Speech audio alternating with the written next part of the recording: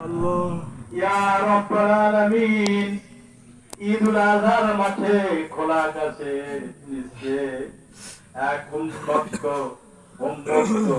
মাঠে বসে হাজারো মুসল্লি আল্লাহ সকলেই কয়েক মর্তবা দরুদ ও সালাম পেশ করেছি। কালামুল্লাহ শরীফ থেকে তেলাওয়াত হয়েছে। আল্লাহ তাআলা সর্বোপরি আস্তাগফার পাঠ করে তোমার দরবারে হাত তুলেছি। দয়া করে আজকের এই বিশাল জামাতকে কবুল করে নাও।